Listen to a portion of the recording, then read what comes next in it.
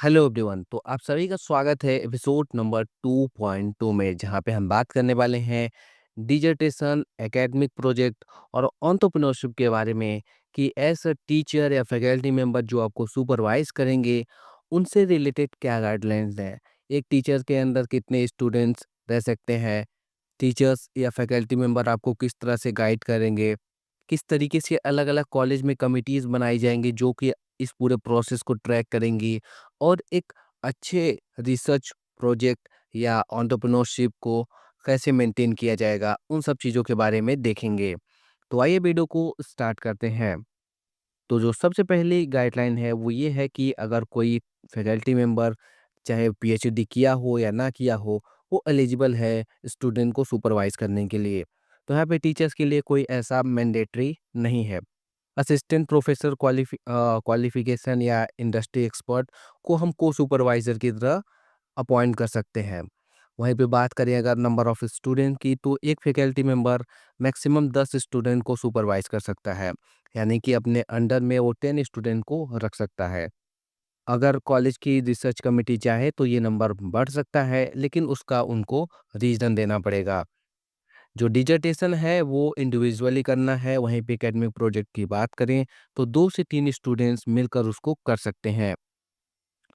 अब हम बात करने जा रहे हैं अलग-अलग कमिटीज़ की कि कैसे जो हमारा पूरा प्रोसेस है 4th ईयर का वो ट्रैक होगा अलग-अलग कमिटी के द्वारा। तो सबसे पहला कमिटी है एडवाइजरी कमिटी फॉर रिसर्च, जिसको हम एसीआर शॉर्ट में कहते हैं। ये सभी स्टूडेंट के लिए बनाया जाएगा, यानी कि ईच स्टूडेंट एक-एक स्टूडेंट के लिए बनाया जाएगा, जिसमें क्या होगा, एक सुपरवाइज़र होंगे, एक फैकल्टी मेंबर जो कि आपके कोर्स सब्जेक्ट से रिलेटेड होंगे और एक फैकल्टी मेंबर जो दूसरे कोर्स के सब्जेक्ट से रिलेटेड होंगे। अब इसमें क्या होगा कि यहाँ पे हमें एक मंथली रिपोर्ट सबमिट करनी पड़ेगी।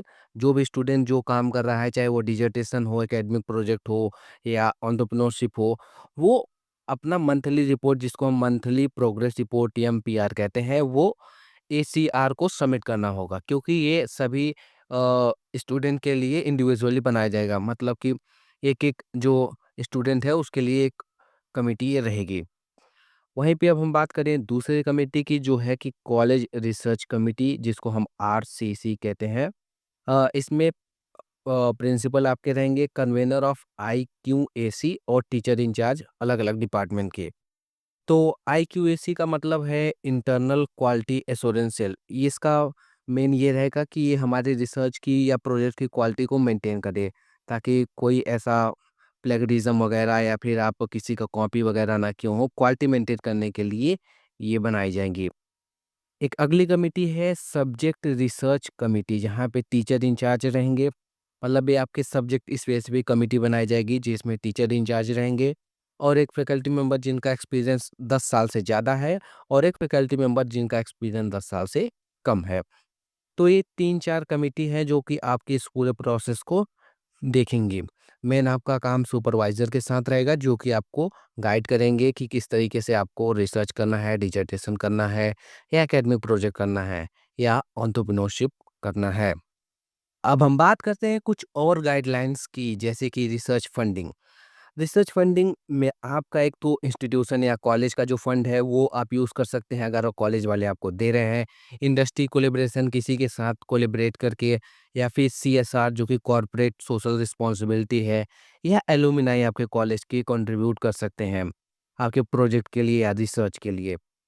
वहीं पे जो रिसर्च की फंडिंग है वो इस बात पे डिपेंड करेगी कि आपने जो एक प्रपोजल दिया है वो मेरिट बेस होना, वो सही होना चाहिए। मेरिट बेस पे आपको जो रिसर्च की फंडिंग है वो अलॉट की जाएगी। अगले हम गाइडलाइन की बात करें तो वो है quality control and research repository, यानी कि कॉलेज को एक रिसर्च रिपोजिटरी मेंटेन करना होगा, जो कि टाइटल बेसिस पे या एब्स्ट्रैक्ट या कीवर्ड बेसिस पे होगा। प्लेगरिज्म रिपोर्ट करने के लिए भी आपके पास टूल्स होने चाहिए। जो स्टूडेंट है और सुपरवाइज़र है वो दोनों रिस्पॉन्सिबल होंगे अपने वर्क के ओरिजिनलिटी के लिए, यानी कि उनका वर्क कहीं से कॉपी नहीं होना चाहिए, कहीं उसमें प्लेगरिज्म नहीं होना चाहिए। कॉलेज को इनकरेज किया जा रहा है कि वो अपने जर्नल्स भी स्टार्ट करे, ताकि आने वाले समय में ज़्यादा से ज़्यादा बच्चों का रिसर्च पेपर पब्लिश कराया जा सके। अगले गाइडलाइन में है कि स्टूडेंट्स और फैकल्टी के लिए क्या सपोर्ट होगा? तो सबसे पहले तो स्टूडेंट्स की बात करें तो वहाँ पे आपको रिसर्च ओरिएंटेशन वगैरह देखने को मिलेंगे कि किस तरीके से आप रिसर्च पेपर लिखेंगे, उसका फॉर्मेट कैसा होगा, क्या होगा। उससे रिलेटेड ओरिएंटेशन या वर्कशॉप टाइप, वेबिनार टाइप ऐसा कराया जाएगा ताकि स्टूडेंट्स को ज़्यादातर प्रोसेस को समझाया जा सके। वहीं पे फैकल्टी की बात करें तो फैकल्टी के लिए भी ट्रेनिंग का यहाँ पे गाइडलाइन है कि फैकल्टी को भी फैकल्टी डेवलपमेंट प्रोग्राम के साथ अलग-अलग तरीके की ट्रेनिंग दी जाए कि आप किस तरीके से बच्चों को सुपरवाइज़ कर सकते हैं। तो ये कुछ गाइडलाइंस थी जिसका नोटिस का लिंक आपको डिस्क्रिप्शन में मिल जाएगा जहाँ से आप जाके इसको देख सकते हैं।